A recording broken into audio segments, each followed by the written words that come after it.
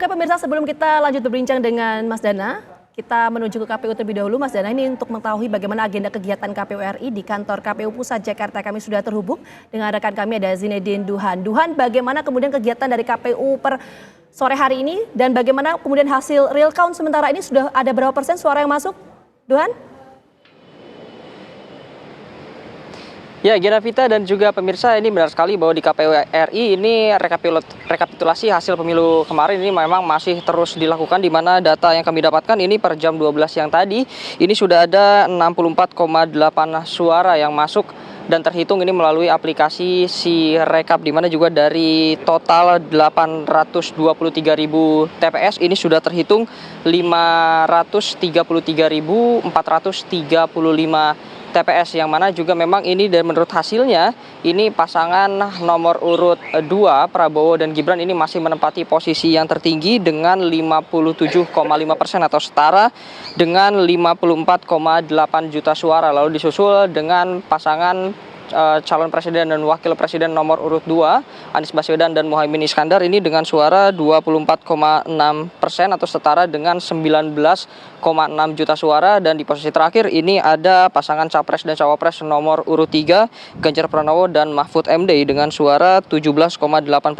atau setara dengan 14,2 juta suara. Tadi juga kami sempat berbincang bersama salah satu komisioner KPU yaitu Betty Epsilon Idrus yang menyebutkan bahwa memang dari hasil perhitungan 64,8% suara ini memang terdapat beberapa kesalahan data atau kesalahan input, yaitu sebesar 0,32% dari total 533.435 TPS yang sudah terhitung masuk melalui aplikasi Sirekap dan akan segera diperbaiki. Adapun juga Gina Vita dan juga pemirsa, ini sebetulnya banyak muncul pertanyaan bahwa di saat pencoblosan kemarin ini terdapat beberapa daerah yang memang mengalami beberapa kendala, salah satunya banjir maupun situasi-situasi yang tidak memungkinkan untuk melakukan pencoblosan. Namun dari KPU RI sendiri ini masih belum dapat mengonfirmasi kapan nantinya pencoblosan ulang ini akan dilakukan pada TPS-TPS tersebut. Namun menurut peraturan ini harusnya dilakukan 10 hari sejak hari pencoblosan, yaitu jika terhitung sejak tanggal 14 Februari 2024 maka seharusnya ini akan dilakukan pada tanggal 24 Februari 2024. Adapun juga memang ini kendala-kendala yang terjadi di aplikasi Sirekap ini dikarenakan adanya kesalahan input baik dari C1 maupun dari petugas KPPS ini yang berpindah-pindah tangan sehingga akhirnya menyebabkan datanya terdapat perbedaan. Namun semua ini juga sudah terpantau oleh Komisi Pemilihan Umum Republik Indonesia dan akan segera diperbaiki. Namun juga KPU RI ini menegaskan bahwa aplikasi Sirekap ini juga merupakan alat bantu dan bukan hasil yang pasti, karena nantinya tentunya akan ada perhitungan yang lebih pasti dan secara terbuka sehingga nanti hasilnya akan ditetapkan dan diumumkan oleh KPU RI. Gina. Saat ini KPU masih melakukan penghitungan suara dan memiliki waktu 35 hari ya pasca pemungutan suara, artinya maksimal nanti 20 Maret 2024 akan diumumkan siapa pemenang kontestasi Pilpres. Terima kasih Duhan atas laporan Anda langsung dari KPU Republik Indonesia. Selamat bertugas kembali. Oke pemirsa, kita langsung lanjutkan dialog bersama dengan Mas Dana. Mas Dana, kalau tadi kan kita sempat membahas ya ada berbagai macam variabel yang mempengaruhi suntikan elektoral untuk pasangan 02 Prabowo Gibran. Nah, kalau kita bicara soal suntikan elektoral, kita kan tahu pasangan 02 ini tidak hanya diusung dan juga didukung oleh partai politik, tapi juga didukung oleh partisan non-partai seperti kelompok relawan. Seperti apa kinerja dari masing-masing ini kalau menurut Mas Dana? Jadi relawan itu sekarang menjadi satu variabel yang sangat krusial, Mbak Vita. Kenapa seperti itu? Karena di tahun 2024 ini pemilu satu hari, legislatif dengan pilpres satu hari yang sama. Dan sudah menjadi satu kenyataan, pasti teman-teman di partai pasti juga fokus kepada partainya dulu kan, kira-kira seperti itu. Bagaimana karena pileg, pilpres juga bersamaan. Betul, jadi itu sangat wajar bagi teman-teman di partai untuk mereka fokus bagaimana meningkatkan suaranya di legislatif. Nah disitulah makanya peran relawan menjadi sangat krusial. Kalau teman-teman di partai juga fokus di legislatifnya, siapa yang fokus di pilpresnya? Apakah hanya struktur TKN? Nggak mungkin. Nah alhamdulillah bahwa pasangan Prabowo Gibran saya rasa memiliki relawan yang paling banyak di antara paslon lain. Dan yang diantaranya banyak juga relawan yang dulu juga mendukung Pak Jokowi. Yang mesinnya sudah terbukti. Kira-kira seperti itu loh. Sudah berani mengantarkan Pak Jokowi pada waktu itu. Contoh misalnya, kalau relawan muda kita ada penerus negeri. Dulu banyak dari kami yang memang itu pendukungnya Pak Jokowi tahun 2019. Dan sekarang kami memutuskan mendukung Pak Prabowo. Kalau yang senior ada Projo misalnya. Itu juga relawan yang sangat senior tahun 2014. Jadi semua mesinnya, pengalamannya itu ada. Nah makanya tangan-tangan ini semua tuh alhamdulillah memang menjadi tangan yang lengkap, kita bergandengan tangan bersama-sama dan ini menjadi gerakan yang organik. Ya, jadi masing-masing relawan ini kan nggak didanai Mbak, nggak ada dari TKN, oke semua saya kasih uang, nggak ada. Semuanya organik. Nah mereka berkampanye dengan caranya masing-masing, dengan kreasinya masing-masing. Tapi alhamdulillahnya masing-masing relawan dapat mengisi kekosongan itu semuanya. Di anak muda ada, di yang senior ada, di buruh tani ada, di kalangan pengusaha ada namanya Repnas, di udara ada namanya Pride juga digital team. Jadi semua itu saling mengisi ruangnya ada. Makanya sangat berpengaruh sekali. Oke, jadi artinya Mas Dana mau menyampaikan bahwa peran dari mesin relawan ini punya pengaruh yang signifikan ya untuk memberikan suntikan elektoral. Signifikan sekali di tahun 2024. Dengan mekanisme yang ada sekarang yang baru di satu hari yang sama, legislatif, pilpres semuanya, ini menjadi satu variabel yang krusial sekali di tahun 2024. Oke, nah bagaimana kemudian begini, kan banyak persepsi yang kemudian muncul, Mas Dana. Kalau kemudian kita melihat, ini kok tadi Mas Dana menekankan bahwa ini kan kinerja dari semua unsur, mesin semua bergerak. Betul. Dari partai politik, kemudian dari relawan. Tadi Mas Dana juga menyampaikan bahwa partai ini kan juga terbelah konsentrasinya karena pileg bersamaan dengan pilpres, otomatis fokusnya tidak fokus pada pilpres. Banyak persepsi yang muncul di publik Mas Dana. Kekuatan relawan ini juga ingin menyamai kekuatan partai politik. Bagaimana Mas Dana menjawab soal itu? Saya rasa sih enggak ya. Terbukti bahwa kalau kita mencontoh dari Projo aja lah, senior kita di sana sampai sekarang kan juga nggak jadi partai. Ya, tapi memang relawan ini menjadi satu organ alternatif bagi masyarakat. Gitu ya, karena nggak semua anak muda juga dia mau join di partai politik, nggak semua anak muda juga mempunyai satu kemampuan untuk aktif di politik secara permanen. Maka relawan ini menjadi salah satu alternatif, bahwa memang kan relawan ini seringkali memang aktifnya itu ya, dan secara optimal itu ketika pemilihan presiden ataupun lainnya. Nah ini teman-teman mungkin yang profesional muda, yang memang sehari-hari mereka bekerja, gue pengen ikut nih bantu Pak Prabowo, lewat mana ya kira-kira kolamnya. Nah akhirnya mereka memilih relawan. Dan itu kita alami sekali di penerus negeri, kami hampir di seluruh provinsi di Indonesia. Dan memang kan ini, banyak orang bicara soal pengusaha, banyak orang bicara soal aktivis. Tapi orang lupa bahwa silent majority anak muda tetap bekerja. Profesional muda, mereka yang sehari-hari harus 9 to 5 bekerja di sana, gitu ya. Tapi mereka pengen bantu kita. Nah, itu kolam yang kita coba tangkap, menangkap profesional muda di seluruh Indonesia dan terbukti pas pencoblosan aktif semua dan ya kita meraih 57% lebih di quick count kan. Jadi itu yang kenyataannya seperti itu. Nah, mesin yang kemudian bergerak ini tidak hanya mesin partai politik tapi juga mesin partisan non partai seperti relawan ini, apakah kemudian juga mempengaruhi dan juga menjawab kenapa kemudian berdasarkan hasil quick count pasangan 02 Prabowo Gibran ini juga bisa memenangkan kantong-kantong yang selama ini bukan menjadi basis kantong suara dari 02. Misal kita sebut Jawa Tengah itu basis dari PD Perjuangan, kemudian Bali juga PD Perjuangan. Apakah bisa diartikan seperti itu atau seperti apa Mas Dani? Iya pasti, karena memang kenyataan di masyarakat itu kan pasti ada orang yang anti terhadap partai tertentu. Yang dia dengan partai politik nggak mau, tapi kalau pakai relawan dia mau. Jadi minimal komunikasi. Nah komunikasi ini yang kita lakukan, gak hanya partai. Contoh di Jawa Tengah. Jawa Tengah selain kami penerus negeri ada juga senior-senior kami di Bolonemase misalnya. Mereka fokus untuk menggarap Jawa Tengah. Kalangan masyarakat, kalangan buruh, petani semua mereka garap. Komunikasi semua di sana. Jadi memang ini menjadi bukti nyata. Dan juga banyak sekali Mbak Vita, program-program yang dijalankan oleh Pak Prabowo sama Mas Gibran yang sebenarnya itu diinisiasi oleh relawan. Kami misalnya dulu kemarin ada Suara Muda Indonesia. Kita kumpul sama Prabowo sama Gibran dengan anak muda di JCC waktu itu.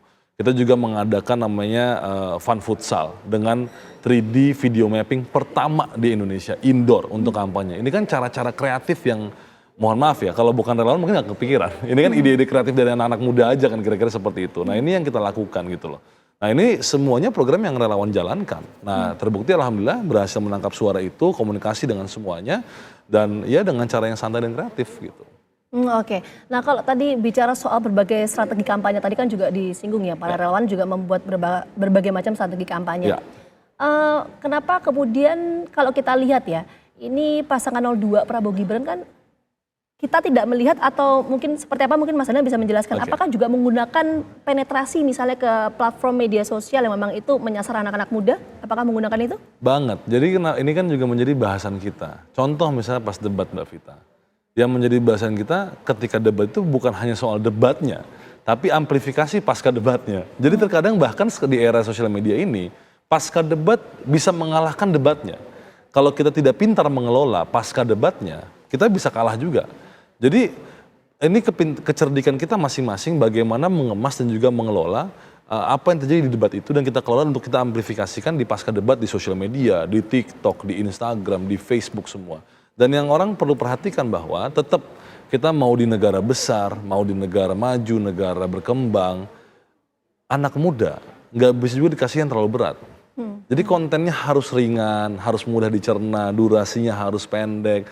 Jadi kalau misal orang bilang ada misalnya, oh nih 02 nih gimmick semua segala macam, itu bukan gimmick sebenarnya. Itu cara kita berkomunikasi dengan sangat ringan. Dan ketika itu yang paling diterima masyarakat, ya mohon dihadapi kenyataan itu. Jangan mengkritik kami kan, kalau emang mau coba aja. Nah tapi kan alhamdulillah kemarin contohnya misalnya waktu live, Pak Anies mencoba live TikTok misalnya. Itu dilakukan juga nggak dengan pasangan 02? Mas Gibran melakukan live TikTok tapi sambil potong rambut kan, dan juga pakai masker waktu itu. Jadi ini maksudnya adalah ini menjadi salah satu cara yang anak muda yang orang lain nggak bisa tiru lakukan. Jadi memang itu cara kami nggak mau mengikuti cara orang lain, ya biar orang lain mengikuti cara kita. Nah contoh itulah. Jadi ketika Pak Anies, Pak Mahfud semua live TikTok, Mas Gibran malah maskeran. Nah tapi itu aja udah membuat heboh jagat maya kan itu. Jadi alhamdulillah itu semua berhasil. Penetrasi kami juga cukup tinggi di sosial media, di TikTok terutama. View kita jutaan, di beberapa relawan jutaan sekali, view kami bahkan di atas 9 juta juga ada. Nah ini yang akhirnya alhamdulillah bisa mempenetrasi kalangan anak muda di seluruh Indonesia. Oke, mungkin pertanyaan saya bergeser lagi Mas Dana. Ini kalau kita bicara soal tadi ya, meraup kantong-kantong suara, termasuk juga kalau kita mendengar kemarin pernyataan yang disampaikan oleh Pak Prabowo Subianto, kan menyampaikan bahwa saya ingin merangkul semua kalangan, saya ingin merangkul semua unsur. Apa yang bisa dimaknai dari pernyataan Pak Prabowo ini? Apakah kemudian bisa diartikan bahwa Pak Prabowo ingin merangkul semua kekuatan politik baik itu di eksekutif maupun legislatifnya atau seperti apa? Konteksnya apa? Betul Mbak Vita, bisa dikatakan seperti itu. Jadi yang pertama tadi saya mau menambahkan sedikit. Bahwa dalam strategi kampanye kami tidak pernah lupa bahwa first voters menjadi hal yang sangat krusial. Makanya sejak awal kami coba berkomunikasi sama teman-teman SMA yang masih umur 17-18 tahun atau yang baru lulus untuk mereka mau aktif di kampanye. Jadi ketika ini ada perangkulan di sana, kita merangkul semua segmen, semua kalangan, dan semua umur sampai bawah. Dan alhamdulillah kami bisa menyatakan bahwa yang paling bisa melakukan penetrasi ke teman-teman SMA, mengajak untuk kita melangkah bersama-sama, itu di pasangan Prabowo Gibran. Nah dalam konteks merangkul secara politik konteksnya, dalam spektrum politik. Nah ini kan narasi memang sejak awal sudah dicanangkan oleh Pak Prabowo.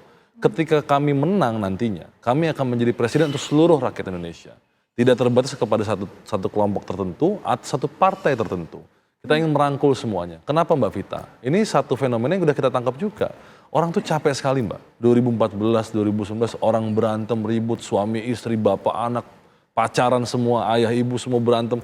Udah capek kita. Kita butuh melangkah bareng-bareng, kebersamaan untuk meneruskan kemajuan itu. Merangkul semua kekuatan itu maksudnya kekuatan partai politik yang dimaksud Mas Dana? Semua. Oke, nanti itu saya akan dalami, ini cukup menarik ya. Tapi kita coba bergeser dulu, kita sudah terhubung bersama dengan Mas Hanta Yuda. Mas Hanta, selamat sore. Ya, selamat siang. Selamat sore, Vita. Ya, siang menuju sore ini Mas Hanta. Oke, terima kasih sudah bergabung Mas Hanta. Mas Hanta langsung saja, kalau berdasarkan hasil quick count yang dirilis oleh lembaga survei Mas Hanta ini seperti apa? Bagaimana sebaran suara yang diperoleh oleh masing-masing capres ini? Exit poll-nya seperti apa Mas? Soal suara dari kaum muda? Ya, betul. Exit poll ya tepatnya, bukan quick count. Kalau quick count itu bisa melihat sebaran dari sisi geografis atau wilayah. Tapi kalau exit poll itu bisa melihat perilaku pemilih, termasuk dari sebaran segmentasi berdasarkan usia. Nah, ini yang menarik dari profil demografi pemilih 02 pasangan Prabowo Gibran, Vita. Itu semakin usianya muda, itu semakin tinggi perolehan di paslon 2. Ini di data kami di exit poll, misalnya kita mengelompokkan menjadi 6 kelompok usia. Yang pertama misalnya saya dari bawah, dari yang usia tertinggi, yang segmentasi yang paling kecil, lebih dari usia 71 tahun, ini silent generation. generasi yang sudah sangat senior itu 46,9%, kemudian baby boomers itu 53 sampai 71%, 71 tahun itu 47% perolehan untuk Prabowo Gibran. Nah, semakin naik nih generasi X usia 41 sampai 52 tahun itu 51% ke paslon 2. Milenial matang, kita membelah 2 milenial, 31 sampai 40 tahun, itu 56% ke Prabowo Gibran. Ke milenial muda, usia 23 sampai 30 tahun, itu 65%. Nah, Gen Z, generasi Z, usia 17 sampai 22 tahun, itu hampir 70%, 68%. Ini yang menarik kalau kita perhatikan, semakin usianya muda pemilihnya itu semakin banyak yang memilih Prabowo Gibran. Meskipun kalau secara keseluruhan di semua segmentasi usia, Prabowo Gibran itu unggul di semua segmentasi yang saya sebutkan 6 kategori usia tadi. Itu yang menarik. Yang kedua, dari semua yang unggul itu, seperti saya katakan tadi, semakin usianya muda, semakin puncak, bahkan sampai 70% Gen Z itu memilih Prabowo Gibran, sangat tebal sekali. Itu temuannya dari exit poll kami. Yang menarik untuk saya jadikan catatan dari temuan exit poll ini, Vita, pertama memang segmentasi pemilih muda ini kan sangat besar ya. Ini menjadi salah satu faktor yang sangat penopang kemenangan paslon 2 karena beberapa, misalnya kalau secara strategi politik ada 3 yang bisa kita analisa. Satu dari sisi kekuatan branding, personal branding. Yang branding apa? Bisa personal branding, bisa isu branding, atau bisa programnya. Yang kedua bisa dilihat dari mesin politik. Yang ketiga dari segmentasi yang disasar atau perilaku pemilih atau segmentasi pemilih yang paling utama. Nah, dari sisi pemilih tadi saya sudah sempat sampaikan. Nah, apa yang menarik dari sisi branding dalam persepsi publik? Salah satunya kita tahu soal gemoy ya. Kalau pasnya itu kalau disingkat jadi gas lah. Gemoy, asoy, santuy. Itu miliknya Prabowo Gibran.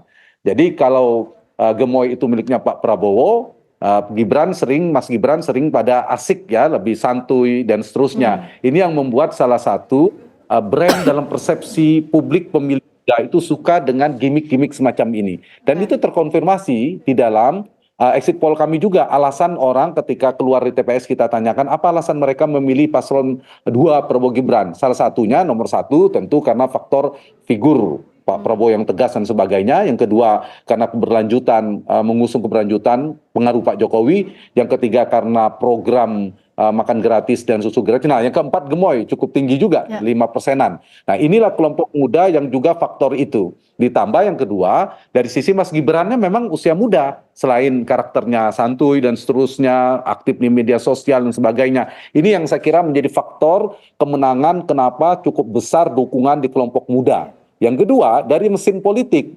Kalau kita deteksi berdasarkan data survei sebelumnya, itu anak muda kan sangat dekat dengan teknologi informasi, media sosial. Nah, media sosial pasangan Prabowo Gibran ini juga tinggi, terutama di TikTok. Itu sangat tinggi kalau kita lihat datanya. Selain serangan daratnya, canvassing, door-to-door campaign juga sangat tinggi tentunya. Nah, sisi-sisi ini juga kalau diperhatikan dari sisi anak muda yang sangat muda dalam pendekatan psikologis, afeksi juga tinggi. Dan data poll tracking juga menunjukkan pemilih tipologi, pemilih psikologis itu paling banyak memang ke Prabowo Gibran. Pemilih psikologis itu adalah karakter dari pemilih muda.